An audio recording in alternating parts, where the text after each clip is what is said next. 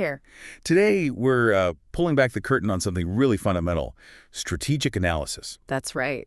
We've got a whole stack of sources, articles, research, our notes, and we're going to extract the core ideas about how organizations actually figure out their place in the world. How they win. Exactly, how they understand their environment and secure their position. And our mission today really is to equip you with some foundational frameworks. Not just theory, though. No, absolutely not. These are practical tools to help you cut through all the noise, the information overload, and quickly grasp the strategic challenges and opportunities any organization might face. Okay. It's really about understanding how to avoid what's called strategic drift. That sounds bad. It is. Yeah. It's that slow, often unnoticed disconnect when a company just isn't in tune with its market anymore. It can be fatal. Right. So we're talking this secret blueprints behind, well, everything you interact with, daily products, services, companies. Pretty much. Get ready for some surprising facts, maybe some aha moments.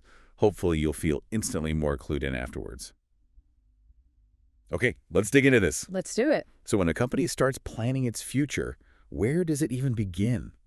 It can't just look inward, can it? No, that's a classic mistake. You absolutely have to start by looking outside. Outside the organization itself. Precisely.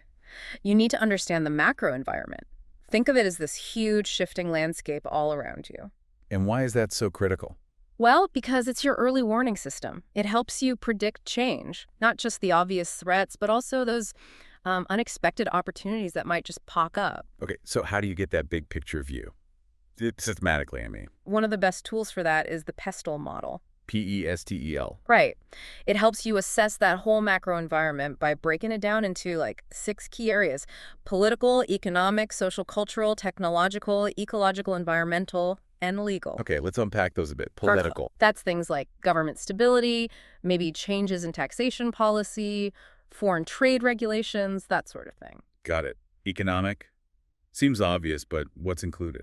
Well, interest rates, inflation, the business cycle itself, unemployment levels, disposable income, even things like energy availability and cost. Big factors. Mm-hmm. And social cultural. This is fascinating. It includes population demographics. Think Right. about the aging population in Western Europe, for example. Right. But also social mobility, how income is distributed, lifestyle changes, attitudes towards work or leisure, education levels, consumerism.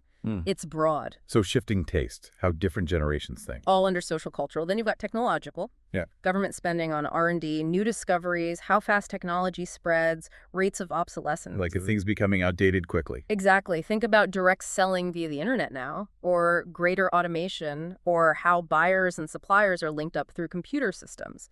Huge changes. And ecological or environmental. Yeah, this is increasingly important. It's about producing goods and services with minimal environmental damage. Sustainability. Right, and product stewardship, thinking about the whole life cycle, raw materials, recycling, all of that. And finally, legal. This covers things like employment law, monopoly legislation, environmental protection laws, the rules of the game, essentially. That's a really comprehensive framework. PESTEL. It is. Let's try to make it concrete. Imagine, say, a traditional newspaper planning for the next 5 years. How would PESTEL apply? Okay, good example. Politically. While they might worry about potential changes to sales tax, as newspapers are often exempt currently. Oh, that could hurt. Definitely. Economically, things like exchange rates affect the cost of paper, their raw material, and a recession. Interestingly, it might shift readers from pricier broadsheets to cheaper tabloids. So not always straightforward. Not at all. Yeah. Socially, people now expect information instantly, right? So waiting for a daily paper feels slow. Yeah, the 24/7 news cycle. But, flip side, increasing ethnicity in some countries could actually open up new markets, maybe different language versions. Interesting opportunity there. Technologically, this seems like a big one for newspapers. Huge. The internet, mobile phones, TV, they're all alternative sources, clear threats. Obvious threats. But then things like e-readers could be an opportunity, couldn't they? Daily downloadable content. True. Environmental. When there's growing concern about carbon emissions from paper use, so maybe they need to think about becoming carbon neutral. And legally. There are always limits on what can be published. That can actually make it harder for a newspaper to stand out, to differentiate itself. Wow. Okay, so PESTEL gives you that 360-degree view. It does. And what's crucial to remember is that different industries are affected differently. How so? Well, think about an interest rate hike. It hits car sales much harder than, say, supermarket sales, right? Big purchase versus essentials. Exactly. And sometimes a single influence crosses categories. Tax, for instance, has economic, legal, and political aspects. The key isn't rigidly boxing things in, it's making sure you've considered the factor from all relevant angles. So what does this all mean for you, the listener? It means PESTEL helps you identify where those big, potentially disruptive shifts might come from in your field or industry. It's about seeing the ripples before they become waves. Okay, so we've scanned that big, broad external environment. Now let's zoom in a bit. Let's talk about the specific forces within an industry, the competitive battleground. Right. And for that, the go-to framework is Porter's Five Forces model. Michael Porter again, this one's famous. It is, and for good reason. Its main purpose is to assess what Porter called industry attractiveness. Attractiveness meaning profitability. Essentially, yes. Huh. How easy or hard is it for the companies in that industry to consistently make profits above the average? The stronger these five forces are, the tougher it is, the less attractive the industry. Your margins get squeezed. Okay, and those five forces are, let me see if I remember, buyer power. Yeah. Supplier power. Got it. Competitive rivalry. Mm-hmm. Threat of new entrants. Right. And threat of substitutes. Did I get them all? You nailed it. Five forces. Okay, let's dive into them. Buyer power. When is it high? Buyer power is high when a buyer's purchases make up a really big slice of your business, or if the buyer themselves isn't very profitable, so they push hard on price. Makes sense. Also, if the quality of what you sell isn't super critical to them, or if there are lots of similar alternatives they can easily switch to. So powerful buyers can demand discounts, extra service. Exactly. They basically dictate terms, and that erodes your margins. Okay. What about the flip side, supplier power? Suppliers have power when it's costly for you to switch suppliers. Or if there are only one or two dominant suppliers who can control prices. Like a near monopoly. Sort of, or Yeah. if their products are unique in some way, maybe brand or performance or design. Powerful suppliers can then demand higher prices from you. Which means higher costs for the business. Hits the bottom line directly. Absolutely. Then there's competitive rivalry. This is the intensity of competition among existing players. What drives that? Several things. The number and strength of competitors, obviously. The market growth rate, if the market's expanding rapidly. Competition might be lower because everyone's finding space. Ah, okay. High fixed costs can also increase rivalry because companies might slash prices just to keep volume up and cover those costs. Desperate measures. Can be. Also, if it's easy for buyers to switch between suppliers, rivalry heats up. And finally, high exit barriers. Meaning it's hard to leave the industry. Yeah, if it's costly or difficult to get out, companies might just hang on and fight harder, even if profits are low. That intensifies competition for everyone left. Okay, that makes sense. What about new players? The threat of new entrants. This depends on two things: how high the barriers to entry are, and how existing companies are likely to react. What are some major barriers? Economies of scale is a big one. Existing players produce cheaper per unit. Strong product differentiation, like powerful brands with loyal customers. Hard to compete with that overnight. Very hard. Also, high capital requirements to get started. Difficulty accessing distribution channels. Think about trying to get shelf space against major toiletry brands. Yeah, tough. Existing players might also have cost advantages from patents, special knowledge, or even just experience, the know-how. And sometimes, regulation creates barriers. Right. Okay, the last force. Threat of substitute products. This is interesting because substitutes often come from outside the industry. Like choosing rail instead of driving a car. Exactly. Or even within an industry, like long-life milk versus fresh milk. Substitutes put a ceiling on the prices firms can charge. Because if you charge too much, people just switch to the alternative. Precisely. The better the price-performance trade-off offered by the substitute, the more likely customers are to switch away. It limits your pricing power. Okay, let's apply this. You mentioned the commercial property builder industry earlier. How do the five forces play out there? Right. Well, first, competitive rivalry is generally high. There can be tens, even hundreds of firms. Larger firms might have some advantages, sure, but it's crowded. Okay, high rivalry. Threat of entry. Relatively low, actually. Capital needs are fairly modest to start. Know-how isn't super specialized. Few legal barriers. But Reputation and brand really matter here, which does act as a kind of barrier. Okay.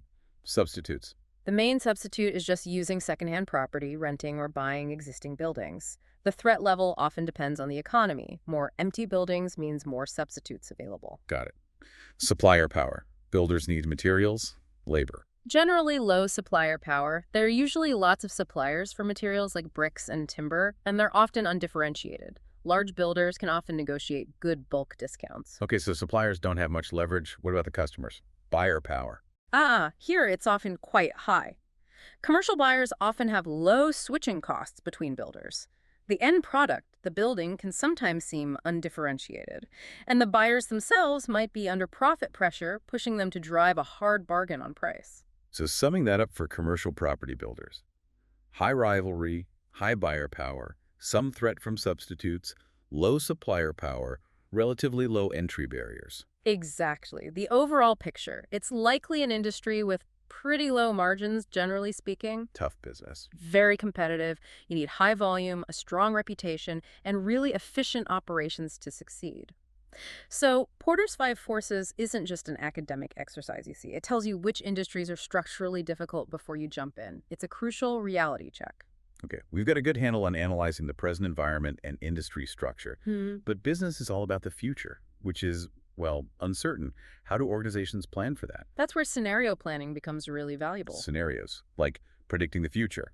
It's not quite predicting. See, PESTEL and Five Forces analysis often nudge managers towards focusing on what seems like the most likely future. Which makes sense, doesn't it? Plan for what's probable. It does, but it can also create blind spots.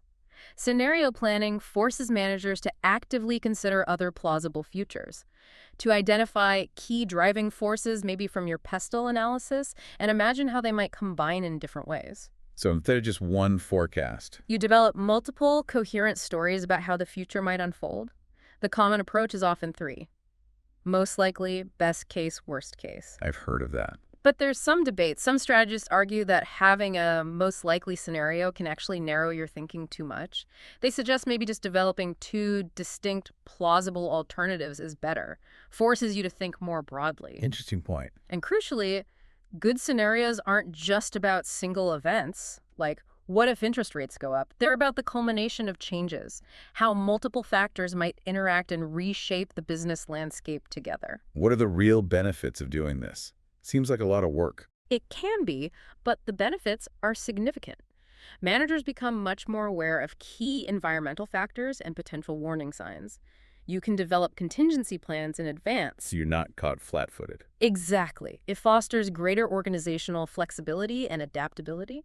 And thinking through different futures can actually spark innovation and lead to long-term competitive advantages. Are there downsides or pitfalls to avoid? Well, as you said, it's time-consuming and can be expensive. And it's vital, absolutely vital, to remember scenarios are not forecasts. Right. Not predictions. And they don't replace budgeting or operational planning. Their purpose is to prepare management mentally and strategically for different eventualities, to make the organization more resilient. So here's where it gets really interesting. It's about becoming more adaptable, isn't it? Not about having a crystal ball. Precisely. It's about preparing for possibilities, not predicting the unpredictable, cultivating agility. Now, let's shift gears slightly. Still looking externally, but from a different angle. Why do some nations seem so good at producing globally dominant industries? That's another fascinating question addressed by Michael Porter, this time with his diamond model of national competitive advantage.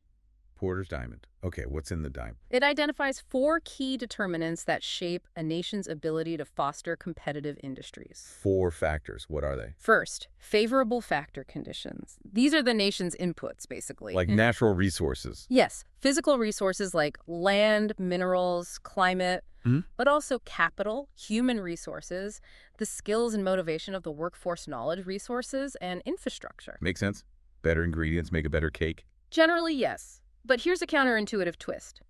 Sometimes disadvantages can actually spur innovation. How so? Porter found that Japanese firms, for instance, facing very high energy costs after the oil crisis, were forced to innovate relentlessly in energy efficiency. Those efficient products that then became a major competitive advantage globally. Wow, so a constraint forced them to get better. Exactly. Necessity is the mother of invention, writ large. The second determinant is demand The conditions. home market. Yes, specifically having a sophisticated and demanding home market, buyers who push companies to innovate, improve quality, anticipate future needs. So picky customers are actually a good thing for national competitiveness. Absolutely. A compliant, easily satisfied domestic market is actually a disadvantage because it doesn't push companies to achieve the global standards needed for export success. Okay. Factor conditions, demand conditions. What's third? Relating and supporting industries. This is about the presence of a strong network of local suppliers and related industries that are themselves internationally competitive. Like a cluster effect. Precisely. Think of Silicon Valley for tech, or Porter's example, Sweden's strength in pulp and paper being supported by strong related industries like packaging machinery, chemicals, and wood processing. Success breeds success in clusters. Got it. And the fourth point of the diamond. Firm strategy, structure, and rivalry. This looks at how companies are created, organized, and managed within the nation, and critically, the nature of domestic rivalry. How does rivalry help? Seems like infighting. Porter argues that intense domestic rivalry is vital. It forces companies to constantly innovate, improve efficiency, and upgrade their offerings. This constant pressure prepares them for global competition. So national champions, protected monopolies, Yeah. they might not actually do well internationally. Often they don't. They lack that sharp competitive edge honed by domestic battles. Let's use an example. Starbucks was mentioned in the outline. How does the diamond apply to their international expansion? Okay. Starbucks' success in places like Canada, Japan, and the UK can be linked to the diamond. Their factor conditions involved offering, frankly, better premises than many existing local coffee shops at the time. The better atmosphere. Right. Their demand conditions were shaped by the highly demanding U.S. market, which pushed them towards customization and service, making them adaptable. And structure and rivalry, they often face smaller, undifferentiated local rivals, allowing Starbucks to leverage its scale and brand. But they struggled more in places like Germany and France. Yes. And the diamond helps explain why. In those countries, the existing factor conditions established cafe cultures with high-quality environments were already strong. Less room for Starbucks to differentiate on premises. Exactly. The demand conditions were different, too. Perhaps less demand for highly customized, bespoke drinks. And the structure and rivalry involved strong, established local cafes with loyal customers, making it harder for Starbucks to gain traction as a premium player. They were sometimes seen more as a lower-cost alternative. So the diamond isn't just descriptive, it can be predictive too. It can certainly be used as a strategic tool. Companies thinking about expanding overseas can use the diamond to assess the national environment in potential target countries. Does this country have the conditions that will likely support our success based on these four elements? That's powerful. It's not just about the company itself, but the whole national ecosystem. That's the key takeaway. It highlights that competitive advantage is often deeply rooted in the national context. Okay, we've spent a lot of time looking outside the organization, PESTEL, 5 forces, the diamond. Now let's turn the lens inward. Let's talk about analyzing internal capabilities. What does the organization actually do best? Right. This is absolutely crucial because sustainable competitive advantage ultimately comes from within. This brings us to the idea of strategic capability. Strategic capability. What does that mean exactly? It's essentially about the adequacy and suitability of the organization's resources and competences. Does it have what it needs not just to survive, but to prosper? Okay. Analyzing strategic capability helps identify what are often called critical success factors, or CSFs. CSFs. These are the things the business absolutely must do well to succeed. Yeah. The activities and capabilities that customers genuinely value and that differentiate winners from losers in that specific industry. So how do we distinguish between just, basic competence and something that gives a real edge? That's a key distinction. We talk about threshold capabilities versus capabilities for competitive advantage. Threshold first. What are those? Threshold capabilities are the minimum required just to play the game. They're what you need to even be considered a competitor in the industry. Like table stakes. Exactly. Think of a newspaper needing reporters or an electronics firm needing basic electrical engineering skills. These are necessary, but they're usually common to rivals and often easy to copy. They don't give you an advantage. Okay, so the real magic is in the other type. Yes. Capabilities for competitive advantage. These are the things that are truly special about an individual business. They're difficult for rivals to imitate or obtain, and crucially, they are valued by customers. And how do those arise? Where do they come from? They typically stem from two sources: unique resources and core competences. Unique resources. Like what? These are assets the organization owns or controls that competitors can't easily replicate. It could be a powerful brand, like Coca-Cola. Instantly recognizable. Right, or a specific prime location, maybe valuable patents. These are things you have.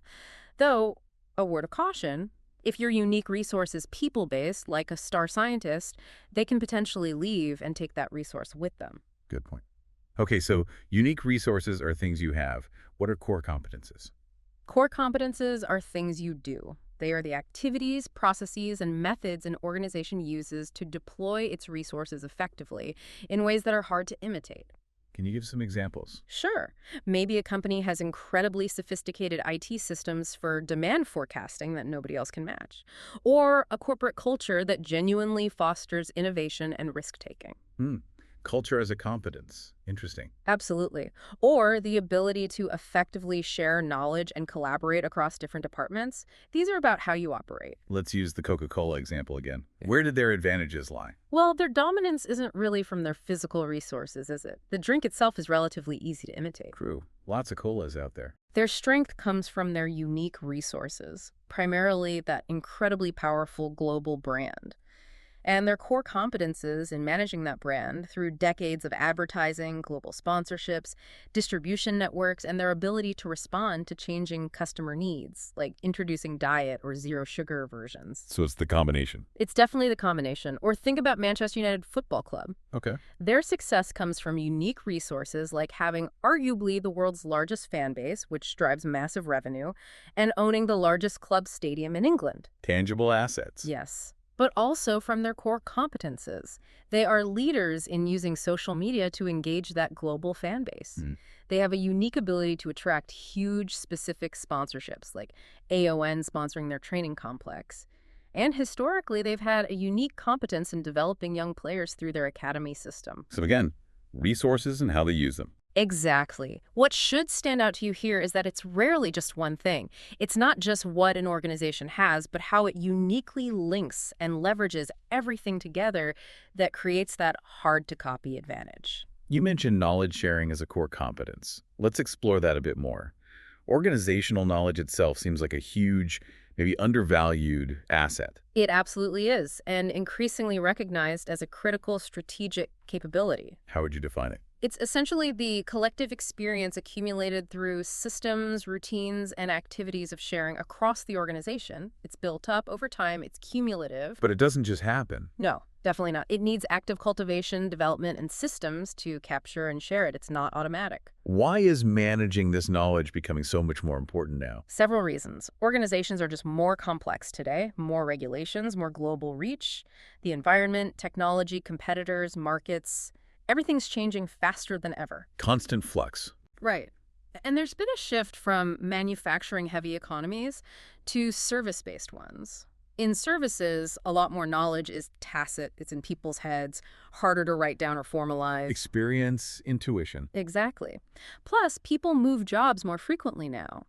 If you don't capture valuable knowledge before someone leaves, it can just walk out the door, lost forever.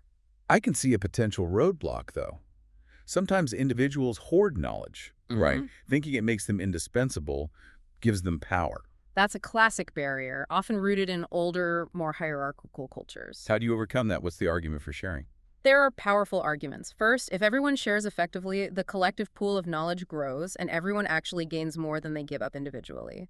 Second, modern work is complex. Teamwork and shared understanding are essential, frankly, even for safety in some industries. Good point. Third, knowledge is perishable. If it's not used, shared, built upon quickly, it loses value. Hoarding old knowledge isn't power. And finally, the real competition is outside the organization, with rivals. Internal competition based on hoarding knowledge is ultimately self-destructive for the company. Good knowledge management simply beats poor knowledge management in the long run. So this raises an important question for everyone listening. How does your team or your organization actively work to discover, capture, and really leverage the knowledge it already has? It's a capability worth building. Definitely. Okay, so we know capabilities matter.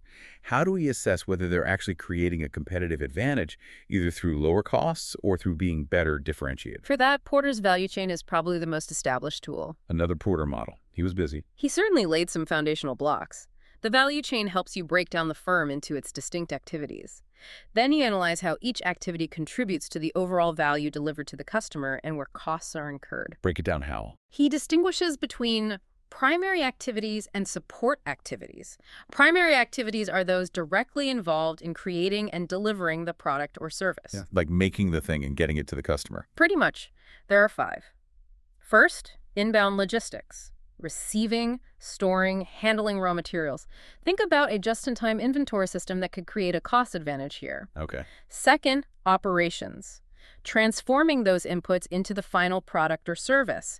Having highly skilled craftsmen, for example, could contribute to a quality or differentiation advantage. Makes sense.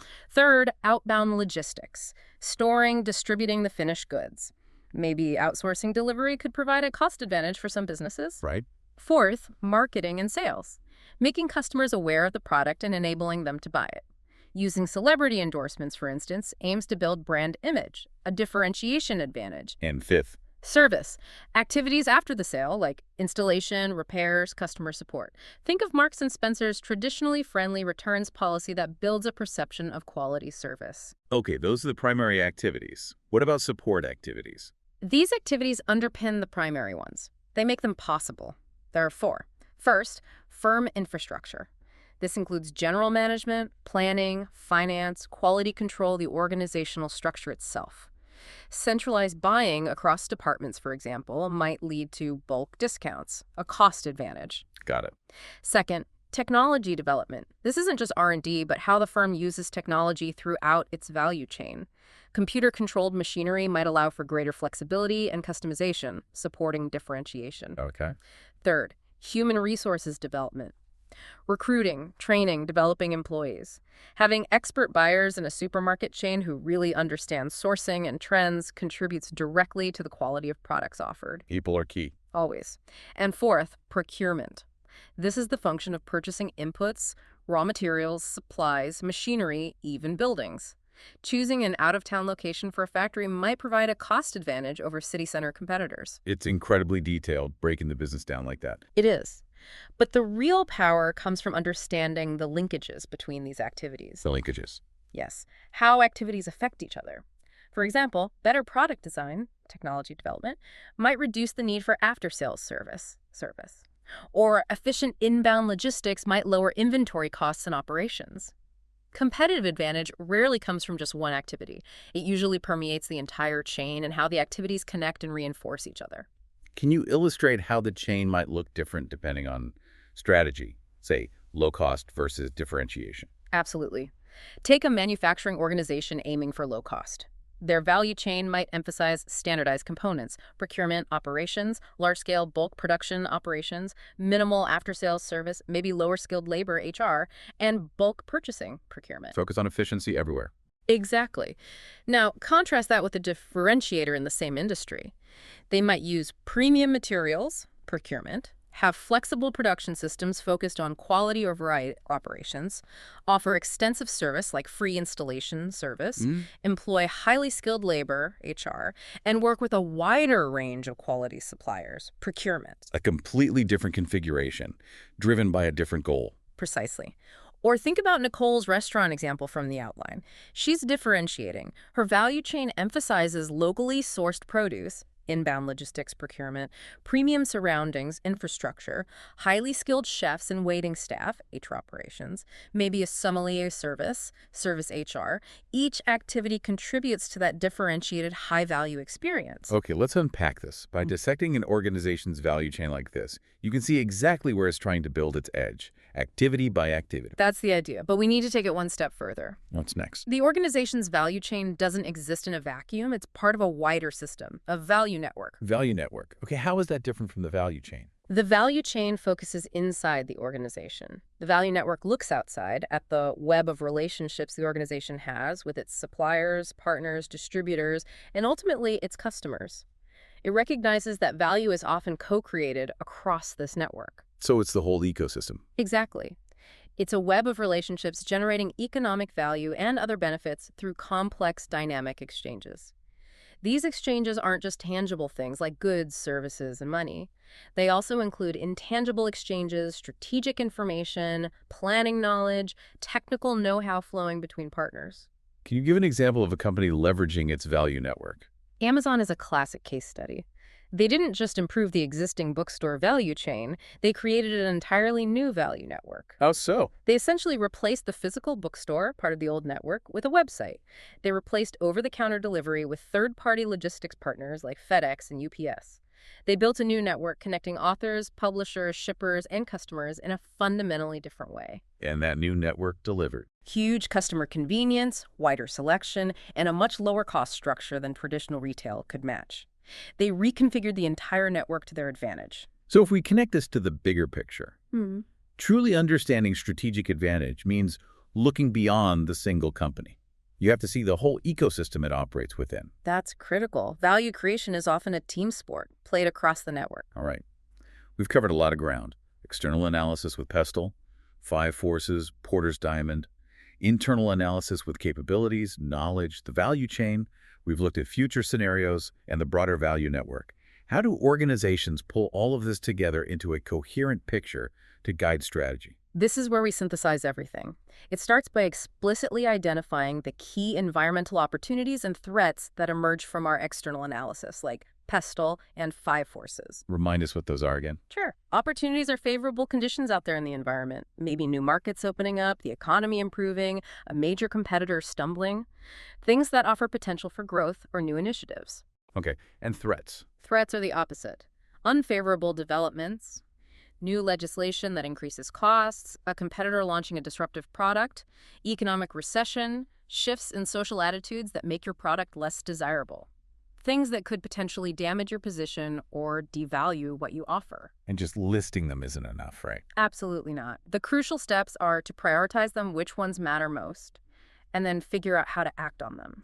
How can we seize this opportunity? How can we mitigate or neutralize this threat? Ignoring them isn't a strategy. Let's use the commercial television station example. What might their opportunities and threats look like? Okay. An opportunity might be the rise of internet streaming, allowing viewers to watch programs on demand, maybe reaching new audiences, or those highly portable devices like video MP3 players opening up new viewing contexts. Right, and threats. Seems like TV faces a lot. They certainly do. Threats could include competing forms of entertainment, video games, podcasts, social media eat into viewing time, advertisers moving budgets to other channels, like search engine ads that are more targeted and measurable, and simply changing public taste. Even popular formats like reality TV eventually fade. And you mentioned earlier, these external problems can be made worse by internal weaknesses. Exactly. A threat might be manageable for a strong company, but fatal for one with internal issues. That's why you need the complete picture, internal and external.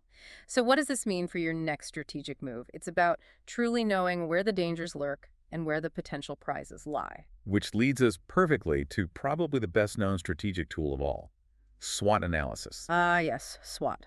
Strengths, weaknesses, opportunities, threats. It seems simple, but it's really a powerful way to summarize everything we've discussed. It is.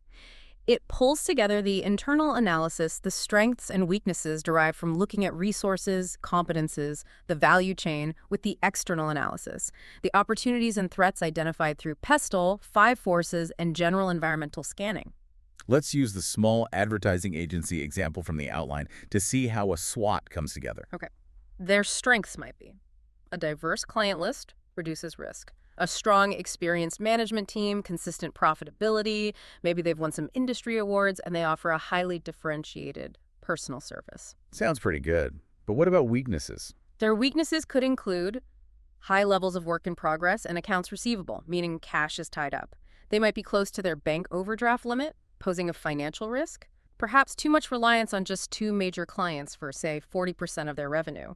And maybe they lack the scale or resources to handle really large, lucrative contracts. Okay, that paints a more balanced internal picture. Now, externally, opportunities. Opportunities could be a chance to tender for a major national account that would transform the business, potential to expand overseas, maybe launching a new advisory service focused on internet marketing, a growing area, or even acquiring a smaller rival to gain scale or specific expertise. Lots of potential upside. But threats must exist too. Always. Threats might include an impending recession, which would likely put downward pressure on client spending and agency fees, the risk of losing bank support due to their financial position, or losing one of those key clients. Customers deciding to shift their marketing spend towards direct e-marketing platforms. And, crucially for an agency, the potential loss of key creative or management staff to competitors. So you list these 4 categories, is that it? Job done. Absolutely not. That's just the start. The real value of SWOT comes from the analysis that follows the listing. What kind of analysis? You need to explain why each point is important. Prioritize them which are most critical. Look for linkages. For example, does a particular weakness, like being near the overdraft limit, prevent the agency from pursuing a key opportunity, like acquiring a rival? Seeing the connection. Exactly. And then consider the implications. What does this combination of S, W, O, and T actually mean for the business? What strategic changes does it suggest are necessary? The SWOT analysis should be the catalyst that highlights the need for action, for adapting the strategy to fit the reality it reveals. So all these tools, PESTEL, Porter, scenarios, diamond capabilities, value chain, SWOT, they all point towards understanding the drivers of change and the need for adaptation. Precisely. Change can come from competitors, the broader environment, internal factors, globalization. Organizations constantly need to monitor these forces and adapt their strategies, maybe even their structure or mission, to maintain that strategic fit and stay flexible. It's an ongoing process. Okay, let's unpack this. Think about your own professional life or even personal goals. What would your SWOT analysis look like? What strengths could you leverage? What weaknesses address? What opportunities pursue? What threats mitigate? It's a universally applicable way of thinking. It really is. Wow, what a journey through this strategic playbook. We've gone from the macro environment with PESTEL down to industry dynamics with Porter's 5 forces. We looked at planning for uncertainty with scenarios, national advantages with the diamond, dug into internal strengths with capabilities and knowledge, traced value creation with the value chain and network, and synthesized it all with opportunities, threats, and SWOT. It's a powerful toolkit. Hopefully you feel equipped now to look at any organization, any market, and be well-informed in a completely new, much deeper way. And maybe a final thought to leave you with. If organizations are constantly using these kinds of analyses to understand their position, adapt, and gain competitive advantage, what's the equivalent strategic analysis framework for managing your own career? Or for personal growth? Or just for navigating an increasingly complex world? Something to ponder. Absolutely. Keep asking those questions. Keep digging deeper. Thanks for joining us on this deep dive.